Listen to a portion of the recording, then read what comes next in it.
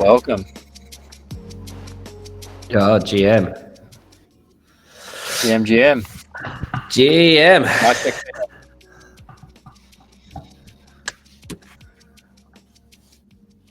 Do we have Peter? Put a little lo-fi beat on there for you, Matt. I was digging that. I thought it was my Spotify. I was spinning out for a second. Yeah, that's your favorite. Yeah. Peter, have we got you? Not yet. GM chat. Can everyone hear us? Can you drop me a message in the chat if you can hear us? I can hear you good. Just waiting on. Very crispy image there, Matt. Well, yeah. Mountain Wi-Fi it's overperforming today. I need Starlink. Yeah, it's en route. Which is going to be good. Oh, yeah, we've got YG, Dummy, and the Kumalo team. Nice. Good to see you guys. S-tier validators. Love to see it. And Megan. All right, well, while we wait for Peter to sort out his technical problems that he's having right now, what are we now? We're in the May community call. Very exciting. Maybe I'll just give a little recap of things that have been happening for those who are struggling to keep up, because I know it's just like rapid fire content at the moment. I mean, we've shipped an entire existing Oracle's catalog of price feeds plus 1,250 extra feeds. We've been shipping RWA Oracle programs every day. Ben, you've done a MBA. MBA, there's weather feeds. Weather feeds. Dynamic LTV ratios on CDPs. S&P index, I saw you got into. Yeah, federal fund rate. House prizes.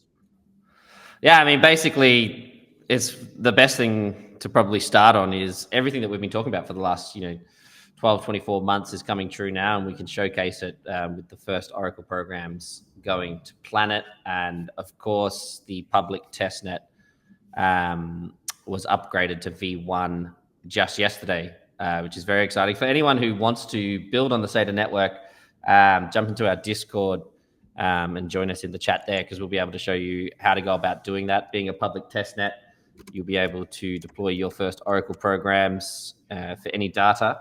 As always, HY in the chat, which is good. You'll be able to speak to our dev team directly as well, who'll be able to give you active support on building your first Oracle programs. Once you've done it once or twice, I mean, it's really a testament to DevX, because it is just that easy that, the whole SEDA eco team's been vibe coding some pretty epic Oracle programs. Here comes Peter through the door now. Hey, Peter, we got you now? Yep. I can see you talking, but I can't hear you.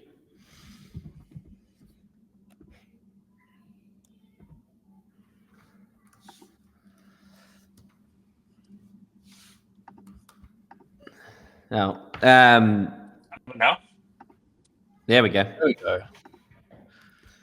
Welcome. I'm just circulating. Yeah, I'm not sure what's going on. Was at like 5 megabytes per second. So some dial-up connection all of a sudden for some reason. So it's just from my phone hotspot for now. We'll see if that works. How's everyone doing? You and me both. Yeah, I'm doing good. How are you? Good to have our first live stream community call. Peter, we were just riffing on some of the Oracle programs, but I mean, you've been like leading the team with some pretty heavy vibe coding. So maybe, I don't know how you want to start that, but I'd love to hear about some of the Oracle programs you've been cooking. For sure. Yeah, I mean, I just deployed the first ever Oracle program to V1 on testnet about an hour ago, which is pretty exciting. It's a bit painful though, because like the live Explorer for everybody is the old version. We've been cooking with a new internal version that's not released yet. I think it's actually being released today. Little spoiler alert, little alpha. But that new Explorer has a bunch more functionality on the dashboard to track data burned for every data request, number of Oracle programs. It also tracks daily transactions and cumulative transactions. So there's a lot more meat on the bone to dig into on the new Explorer that's coming out.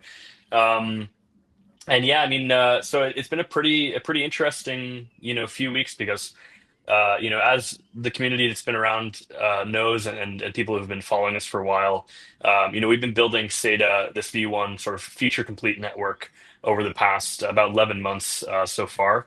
And, the amount of functionality that we've had live, oh, we got lost map there. A lot of the functionality that we, had go live, over the past few months internally on our, Planet and DevNet basically allow a developer to deploy an Oracle program in a matter of minutes and get access to any data from any source. Um, and saying that, like on calls, and saying that, to the community via spaces, etc. It's definitely interesting, right? It's cool to say. But putting it into production and actually showing it with a ball game.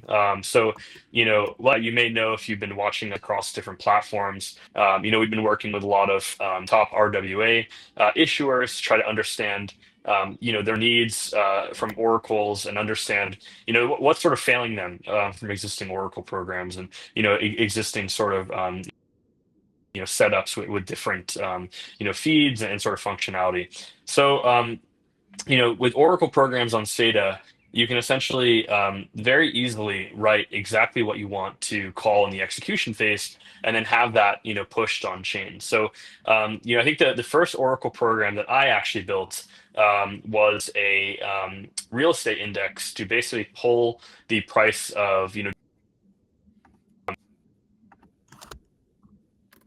set on work. We had a call with them. We're trying to understand a bit of, what's going on with your product, what's sort of a sticking point, and they express the sort of want and the need to expand to new markets. That their existing, sort of aggregation platform, is sort of what they've pushed out first, but they want to expand.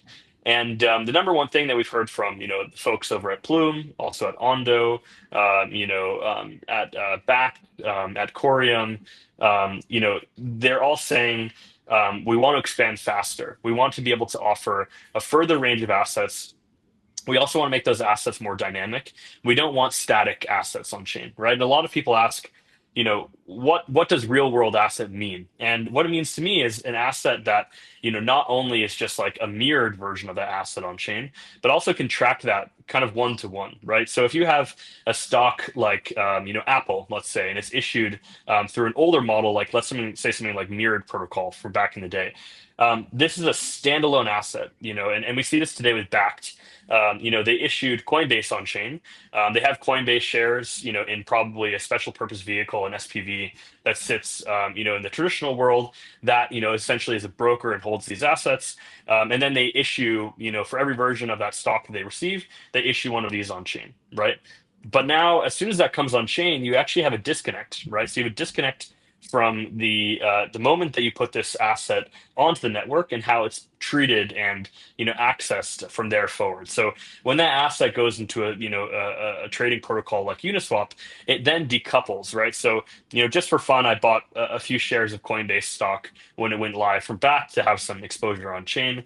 And the crazy part is, Coinbase on chain will regularly trade in a deviation of up to 20% up or down from the actual price of Coinbase. And it's because you can trade it 24/7. So the market will close, and people will already be speculating if Bitcoin on a Sunday night is pumping, Coinbase on that Monday at that pre-open is also going to go up, right? And so, to have that sort of disconnect from the traditional asset and the on-chain asset, this is a huge problem for these asset issuers. They want to make the experience as close as possible to what you can expect in the real world, while having all these beneficial features like 24/7 trading, instant settlement, the ability to send that, asset anywhere, to use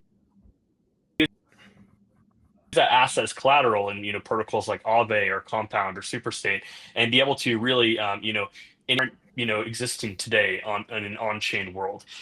So just to give an example of this, we built an Oracle program for Ondo to track, on-chain corporate actions.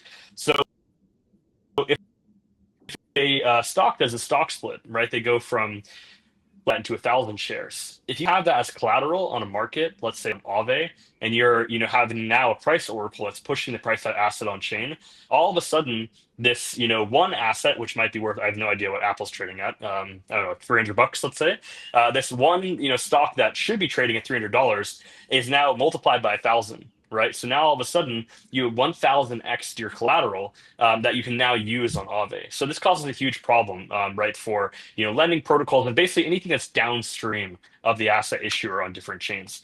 So yeah, those are just like a few examples of some Oracle programs.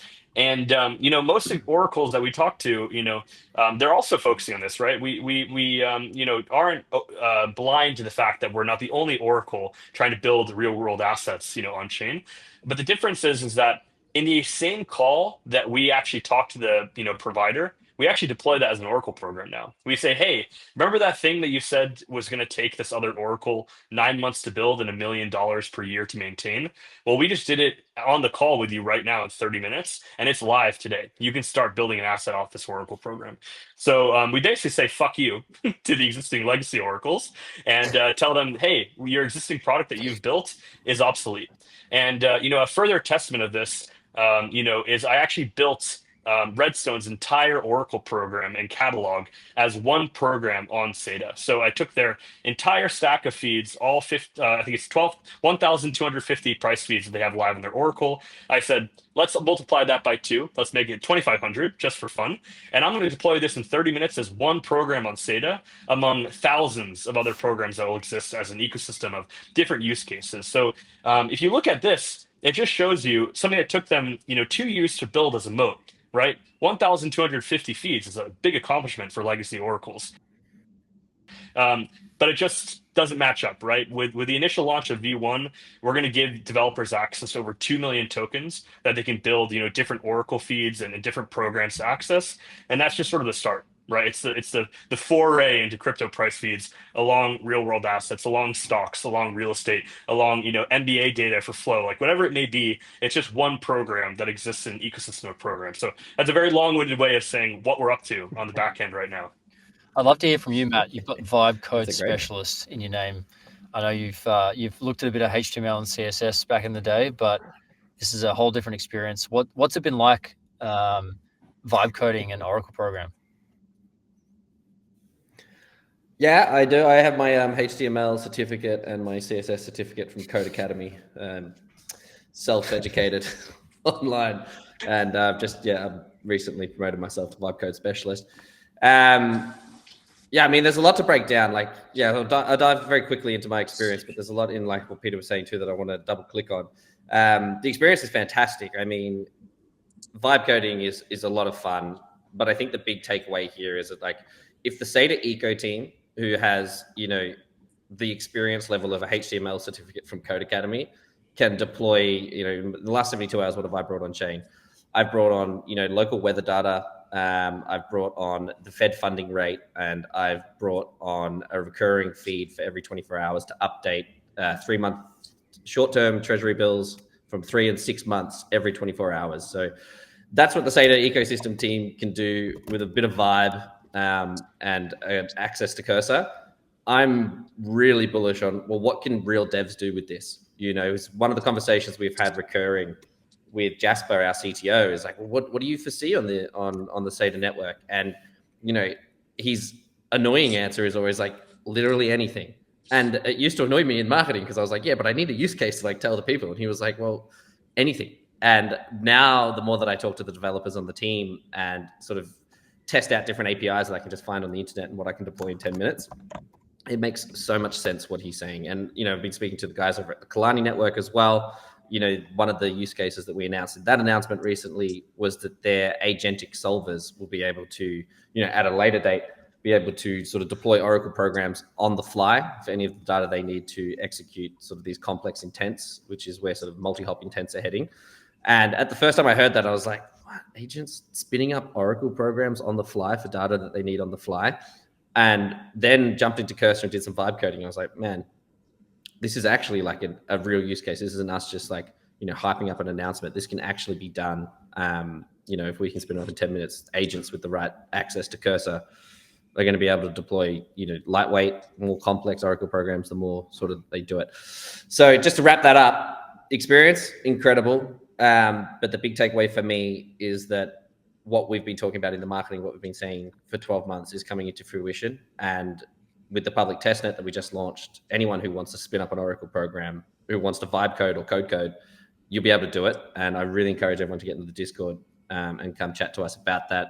We have access to the devs. You have access to Peter, who's been cooking up, an entire Oracle's catalog in 4 hours. So yeah, it's massive. But I want to double back on some of the things that Peter was saying. Peter, we spoke to Ostium as well. Ostium Labs, I think their kind of like RWA app is trade anything on chain, which fits very much in with like programmable oracles. And one of like the biggest frustrations that they were having, also the Injective team talked about this as one of the frustrations they're having, is this mimicking kind of the in real life environment of which an asset's traded and bringing that on chain. We also did a podcast with RWA World. We're releasing a full report on programmable oracles and RWAs at the end of this week. I just want to like dive in a little bit deeper of like where SEDA fits in, because we talk about this like bringing the internet on chain. But for RWAs to actually exist, for TradFi to actually really come on chain, we actually do need to bring real world, not just real world assets, but real world data in real life events and stuff on chain. So I was wondering if you just like, let's dive into that a little bit more, because legacy oracles just can't do it. They just don't have the technology to bring that on in scale. Yeah, I guess let's start with the basics.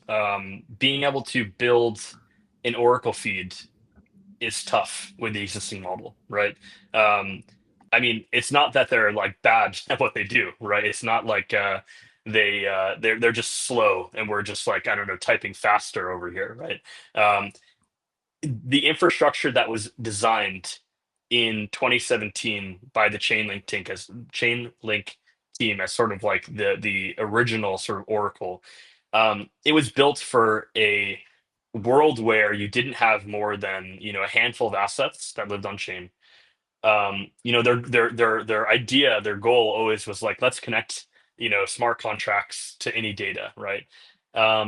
And they built it in a way that was really only powerful for one chain.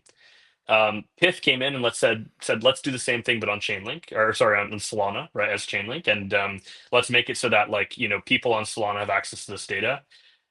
Redstone came in and said let's do this a little bit faster, right, than Chainlink, and try to be a bit more flexible and power some new stuff, not just the existing price feeds, maybe some stuff with like liquid restaking tokens. But in the end, as an Oracle, it's not really smart to make a bet on the future, right? You want to be a sort of totally non-biased infrastructure rail, right, that connects any data on chain in a sort of standardized framework, right? You don't want to have a technology that kind of pigeonholes you into one use case or another.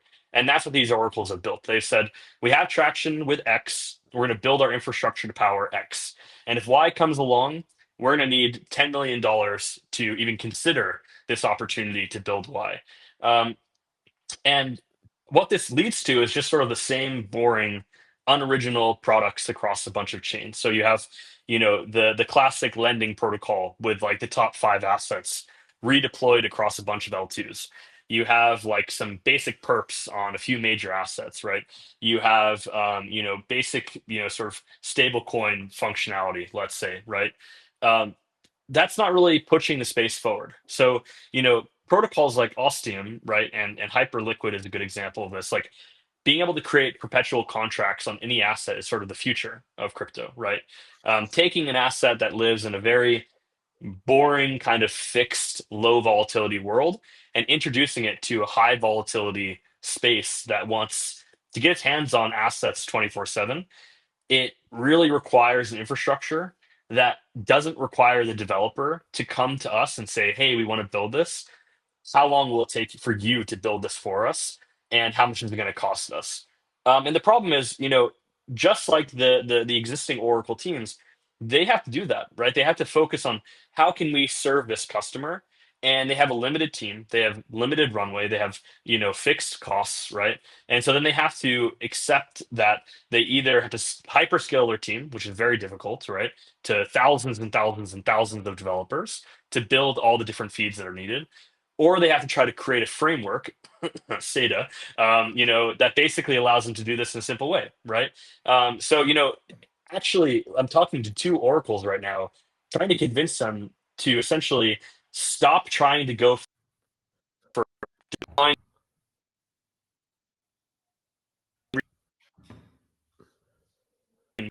instead build this on SEDA and use that as You guys hear me? Am I back? Just repeat that. Just cut out You're a little bit. speaking to two oracles right now, and then we lost you. Yeah. Speaking of two oracles right now to basically take their existing product and deploy it as an Oracle program on SEDA and let us basically handle the distribution, right? So instead of having to redeploy their infrastructure to every single chain, they can just build their entire product as one Oracle program and then just monetize it through SEDA, right? So this is sort of the future that we're looking at is a standard data sort of framework that allows any even Oracle provider to serve data across any chain and be able to monetize that in one simple way, right? On a per click, per request basis. In addition, for protocols like Ostium, when they come, to SEDA and ask, hey, we need this, like, injective, we want this on chain, we want, equities, whatever it may be. It's no longer a question of like, let's see what the business opportunity is. How much can you pay us? How much internal resources can we devote to this? How much would we have to scale our team to maintain this? We just say, hey, that sounds great. We just built an example of this in 30 minutes using Cursor from the Eco team. Any confident dev could build this in like a week, get it audited, and have this go live, right? So it just sort of changes the sort of way that oracles are able to serve customers, and it removes our team as a blocker. We're no longer like a sticking point that is in between the developer who wants to just build something and the end goal of that product, right? So that's sort of the biggest benefit that we see with products like Ostium. Like, you want to be able to trade anything, anytime, right? You need an Oracle that you can program anything, anytime, and it continue expanding because, listen, what's hot today might not be tomorrow. I mean, like things like, I don't know, Bera or Movement or whatever it may be, like they were hot at one point, right? People might want to, add support for, Bera or Movement as an asset. All of a sudden, they're not hot anymore, right? We have cycles in crypto. We have movements from one asset, from one thing. It's like attention is like a fleeting flame that you're always trying to keep from being burned out, right? And so the developer has to be able to move fast. They have to say, hey, we're trying to build a business here. We want to keep user attention. We want to make sure we always have the hottest assets so that people want to trade.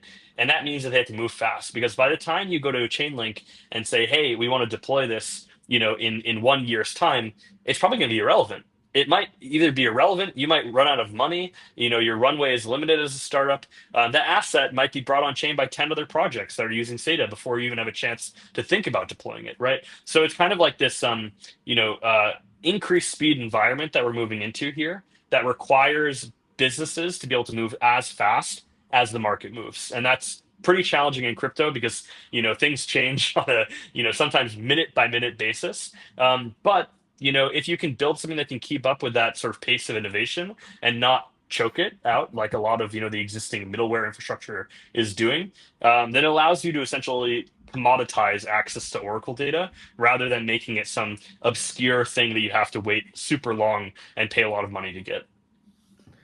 Yeah. This is where Matt's speed to feed metric comes into it. Yeah. Yeah. I mean, that's the other thing too, is I was looking just before the call, I was having a look through Rice Chain. I don't know if you guys are familiar with them. Rice, R-I-S-E. I said rice. I was like, they do sushi or what's the... Well, that's their little emoji, which is why I always make that little note there. But they had the ecosystem, right? I went into their ecosystem. I had a look at the DeFi. Of course, yes, they're faster than most L2s. They've got more TPS, whatever. But the ecosystem is exactly the same, right? It's like a lending market that has like 4 markets available. I mean, they're in testnet right now, and what they're doing is amazing. I'm very, very bullish on the team. I've been speaking for quite some time. But I did this tweet the other day, and I was thinking about like Mega Eth as well, right? It's like, okay, we have all these amazing new networks that are, incredibly fast. But what are we going to get on the other side when they go and unveil their ecosystems? The same apps with like a 0.1 millisecond difference from the apps that we've already had.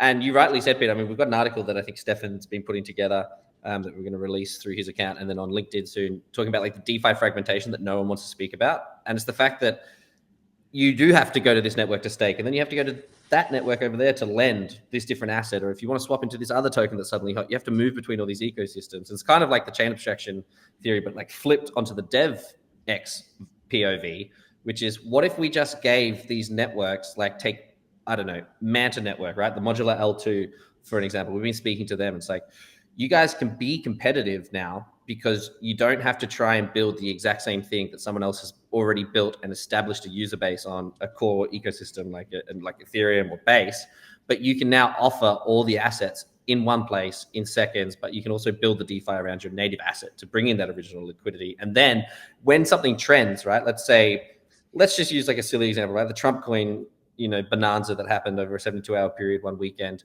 and then suddenly everyone wanted Trump coin. You could release that, that market on Manta, for example. Flood the users will come in, but then you have an ecosystem that's going to retain them because no one's thinking about how they're going to retain these users, right? But if you're building DeFi lending markets that have the assets that everyone wants to access in one place, because that's where Web3 needs to go. It's just like building in one place, stop making people face friction and moving those chains.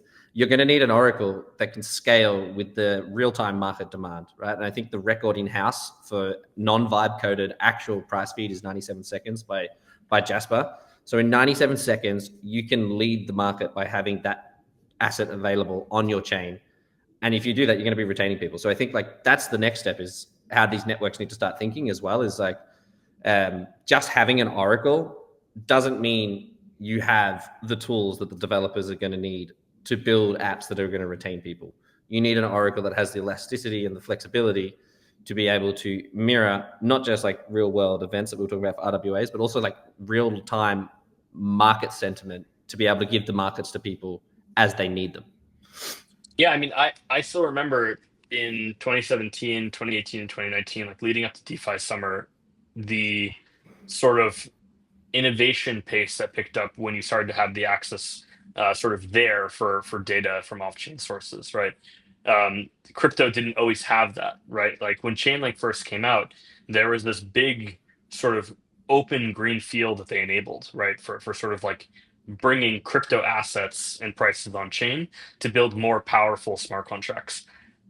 We take that a step further now with the newer oracles and say, we're not just going to bring on, crypto prices from one chain. We're going to do it from, hundreds of chains. We're going to do it for millions of assets. We're going to do it in a super cheap way, a super scalable way that's horizontally scalable. And we're going to allow you to connect anything from the internet on chain, whether it's, RWAs or other feeds. And I think, there's one stark thing that stands out in our conversations with these different networks is they're all kind of like stuck. They're like, we don't have any devs. Do you know devs? Like, we'll pay for devs, right? Like, like it's like, it's like, I don't know, like everyone wants their pound of flesh, right? As they look for their developers that they can attract. And the problem is that a lot of these networks do an airdrop, right? And they basically see a bunch of fake usage of people trying to be mercenary to get their token. And the airdrop goes live. They think we have this bustling ecosystem of devs and users and liquidity. And then the airdrop goes live, and 30 minutes later, you see this huge chart on dBridge of asset outflow from their network to another one, right? And that's just sort of the end state of a lot of these networks. Is it's kind of like I'm writing an article right now, like called like entropy semicolon heat death of the crypto industry, like basically crypto's failed experiment. And the problem here is that like up until pretty recently, building an L1 or an L2 was actually kind of hard, right? But now you basically have so much tooling from companies like Caldera and Conduit and Initia and the OP stack and Arbitrum Nitro and like all these different options. You can deploy a chain like as easy as you can order like food on Uber Eats. It's like incredible how simple it is and cost effective now. You can pay $3,000 and have your chain hosted in a mainnet environment and then start adding different stuff. What is sort of still difficult to do is essentially keep developers on your chain and have an edge, right? And this is where it comes down to like a lot of different application specific chains. And so I think a lot of these networks are looking for ways to get an edge over each other, right? And that same lending protocol redeployed 20 times with the same assets on every single chain, you're not going to be able to attract users. You may be able to simulate traction by paying out a bunch of money and incentives, but it's not long-term retention, right? It's short-term games with short-term sort of goals that they want to obtain, usually pressure from investors and exchanges that then leads to the token and the ecosystem going into sort of a down only environment. And so I think with sort of SEDA, we allow these developers to have a chance to actually build something interesting that's standalone and unique, that isn't just a carbon copy of different applications with different chains. So I think that's like what I'm most excited about, is like having the ability to give developers sort of the tooling to build something interesting that they think is going to change the world, and be able to have the infra at their hands to do that without needing to wait and sort of just like launch the same thing over and over again. And so I think we're going into sort of like a renaissance. Like a lot of people have said, like, we have too much infra, we need apps. But really, until like super recently, the infra was so broken and so crappy. Like the infra worked on like one chain, and that's like Ethereum or maybe like Solana.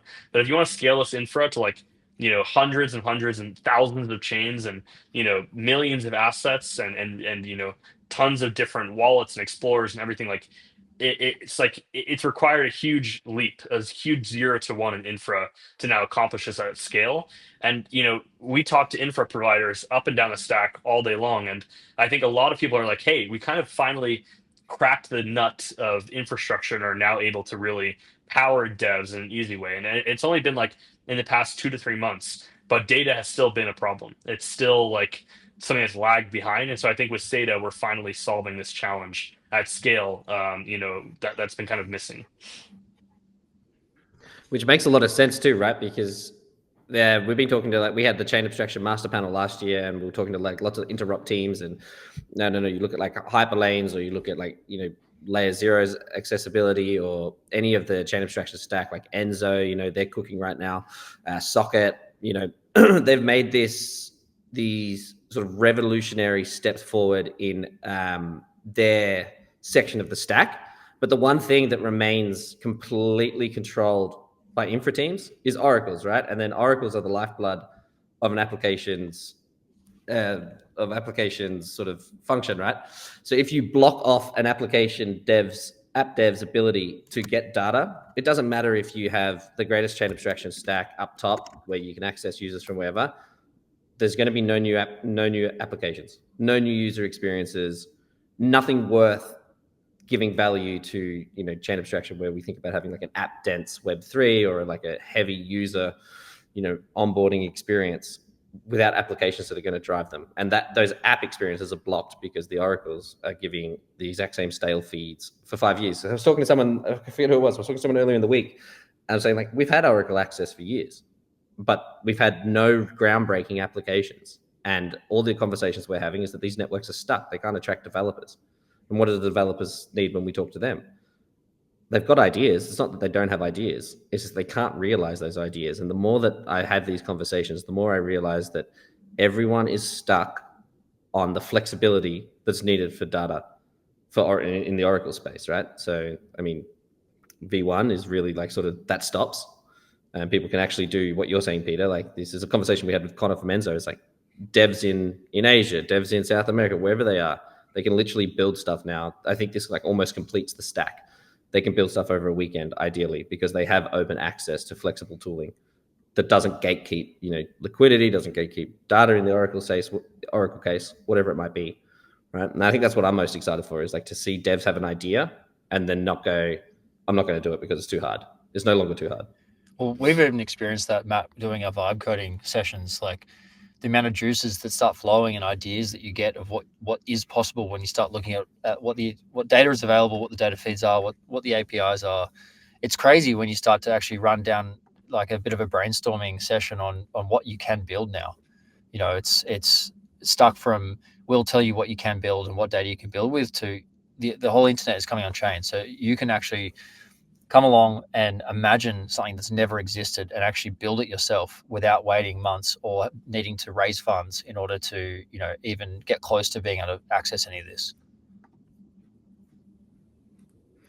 100%. We got the first community questions coming in from Discord. And just while we're on the topic, before we move forward to the next segment, YG, what do you think the reaction in the market will be specifically from Trad Oracles?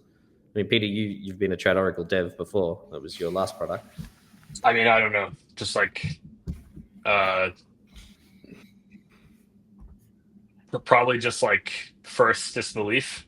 right? Like, I mean, it sucks to like be working on something really hard and see a solution that does it much easier. I think that probably a bit of relief because we're pitching them on rebuilding on SEDA and getting more distribution. Um, and then acceptance, right? Like, but The 7 stages.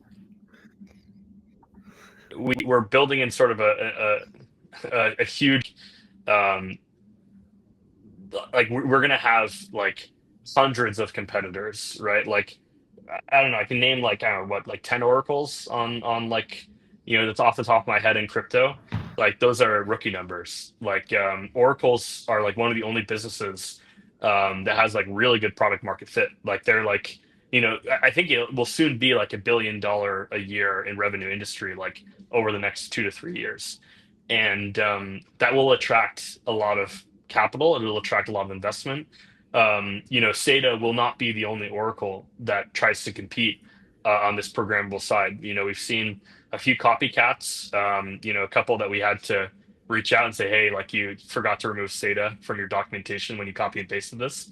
It's just, hey, like, listen, like if we build something good and the design works and we were right, we're going to have a lot of competition, and that I welcome that.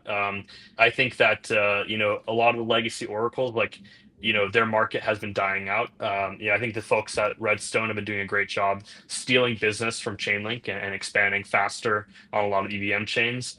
I think Pith has done a really great job at sort of like that high fidelity, very fast data, right? That they're trying to compete and trying to like kind of bring TradFi on chain. I think that there's a lot of different sort of benefits to both those products, and there's trade-offs, right? Like SEDA doesn't compete on every vertical in the same way as we do with horizontal scaling and distribution and programmability. So I think yeah, it'll be interesting to see. I think like but if you want my kind of prediction, like I think the guys at Redstone and Pith, they're going to find like continue to find really good traction, continue to kind of carve out their niches.